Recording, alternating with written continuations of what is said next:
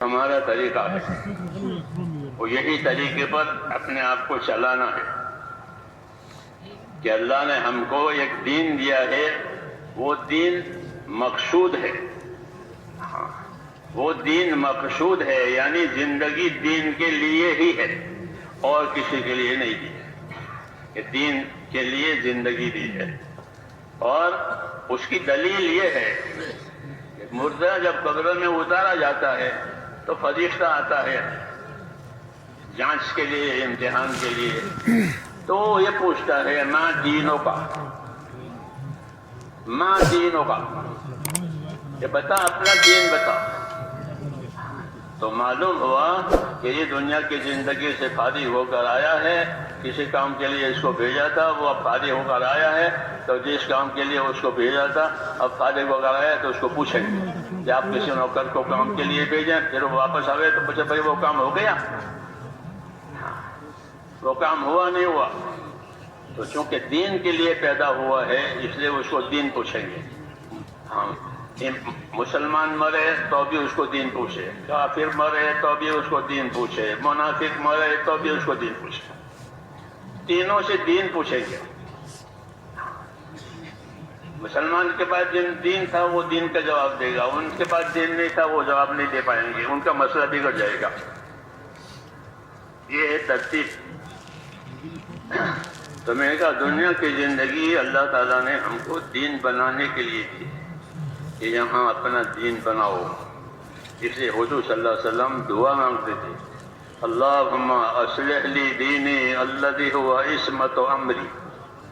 یا اللہ میرا دین بنا دے، یا اللہ میرا دین سنوار دے کہ وہ تو میرے کام کی اصل بنیاد ہے،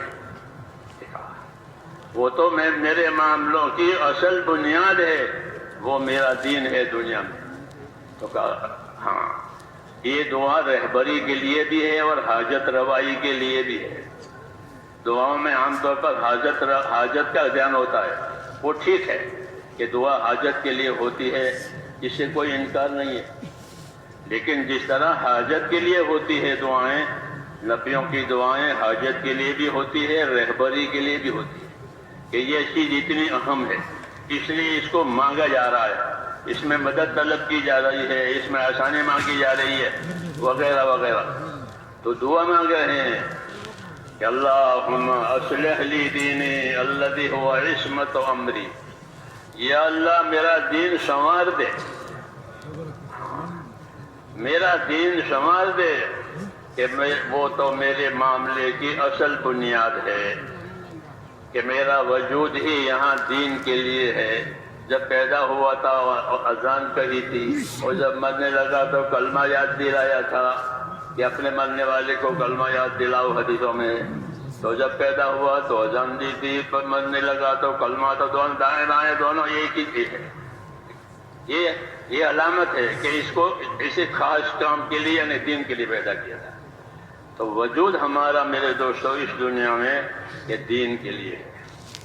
اللہم اصلح لی دینی، یا اللہ میرا دین سنوار دے کہ وہ تو میرے کام کی اصل بنیاد ہے، کہ میرا وجود اور میری صلاحیتیں اسی کے لیے ہے، کہ میرا وجود بھی دین کے لیے اور میری صلاحیتیں بھی دین کے لیے. جانی، مالی، ذہنی، فکری جتنی صلاحیتیں ہیں وہ تمام صلاحیتوں کو دین پر لگانے کا حکم ہے.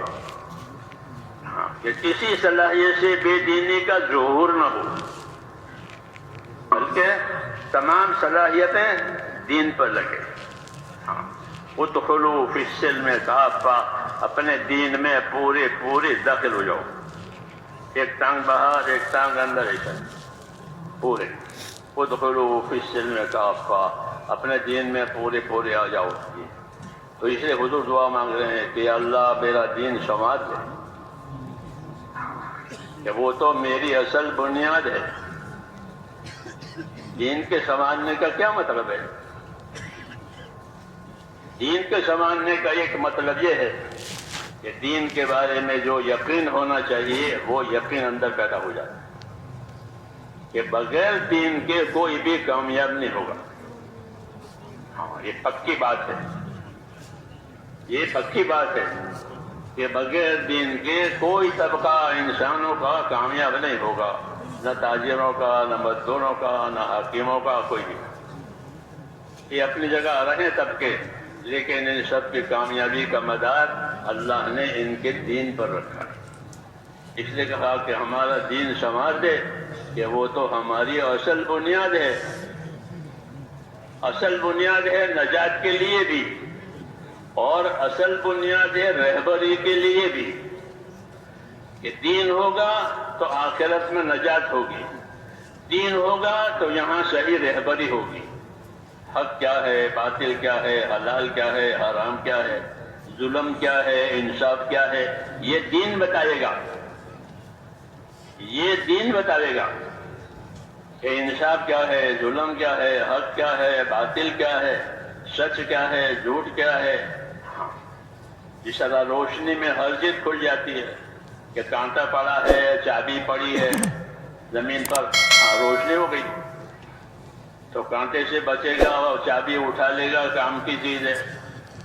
تو ایک روشنی ہے، ایک رہبری ہے، اس لیے اس کا سنوارنا ضروری ہے کہ اپنا دین ہمارا سمجھ جائے۔ اور دین سنوارنے کا مطلب کہ اندر دلوں میں اللہ تعالیٰ سے صحیح تعلق ہو جائے۔ یہ ضروری ہے کہ ہمارا تعلق اللہ تعالیٰ سے صحیح ہو جائے۔ اللہ سے کیا تعلق کریں گے؟ اس کا تو کوئی رشتہ دار نہیں ہے، اس کے برابر کوئی نہیں ہے، کہ اللہ سے تعلق عبادت اور بندگی کا ہے۔ یہی تعلق اللہ نے ہمارے درمیان میں پھیلایا ہے۔ تم سب میرے بندے ہو، جنات اور انسان اور ملائکہ، یہ سب اللہ کے بندے ہیں، تو بندگی والا تعلق اللہ تعالیٰ نے دیا ہے۔ وہ دین اسی کی رہبری کرے گا کہ اللہ کی بندگی اور اللہ کی عبادت کیسے صحیح ہو جائے، کیسے بندہ بن کر زندگی گزرے، اس کی رہبری دین کرے گا کہ بندہ بن کر زندگی گزارو۔ کہ بندہ بن کر زندگی گزارنے کا کیا مطلب ہے؟ کہ بندہ بن کر زندگی گزارنے کا مطلب یہ ہے کہ اللہ کے ساتھ ایمان اور اخلاص سے رہو۔ اللہ سے کیسے رہو گے؟ کہ اللہ کے ساتھ ایمان سے اور اخلاص سے رہے، کہ اللہ پر ہمارا ایمان ہے کہ اللہ ہی وہ ذات ہے جو عبادت کے لائق ہے، اس سے سوا کوئی عبادت کے لائق نہیں۔ اللہ ہی وہ ذات ہے کہ جو ہر ضرورت کو پوری کرنے والا، ہر نفع نقصان کا وہ مالک ہے۔ ہر حال میں وہ اپنی قدرت سے سب کچھ کرنے والا ہے، اس کی قدرت سے سب کچھ ہوگا۔ اللہ کے ساتھ معاملہ عبدیت کا، احتیاج اور محتاجی کا، اللہ کے ساتھ کہ ہم اللہ کی طرف محتاج ہیں اور ہم اللہ کے بندے ہیں، یہ تعلق پیدا کرنا ہے۔ جتنا اللہ کی طرف اپنی احتیاج بڑھے گی، اتنی وہاں سے مدد آئے گی۔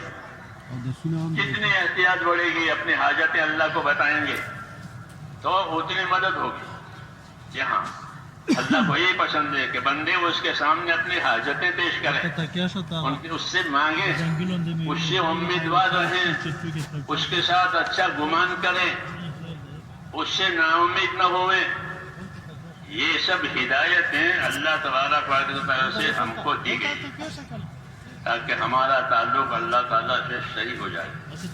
اور اللہ نے ایک بڑی بات ہم کو یہ سنائی کہ میں بندے کے ساتھ وہ معاملہ کروں گا جیسا وہ میرے ساتھ گمان کرے گا۔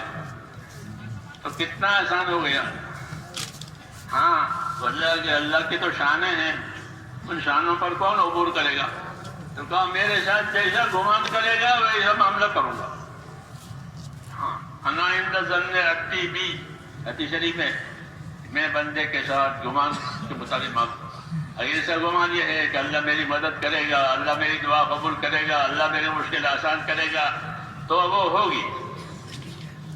اور یہ کہ اللہ ہم تو بنتے ہیں گنہگار ہیں، ہماری کون سنے گا؟ کہ نہ، اسی بات میں غلط بات ہے۔ ابشروا واملوا ما یسرکم، ہدایت دی ہے، ہدایت دی ہے، بشارتیں لو، بشارت لو، خوش رہو اور اللہ سے امیدوار رہو۔ ایسے امیدوار رہو کہ اللہ تمہیں خوش کر دے گا. دیکھا, اللہ سے امیدوار رہو, اللہ تمہیں خوش کر دے گا. ابشروا واملوا ما یسر, جو تمہاری خوشی ہے وہ تمہارے پاس آئے گی, تمہیں خوشی حاصل ہو جائے گی. اللہ سے امیدوار رہو. کوئی دوسرا نہیں ہے جو امیدیں پوری کرے. اللہ کی وہ ذات ہے جو امیدیں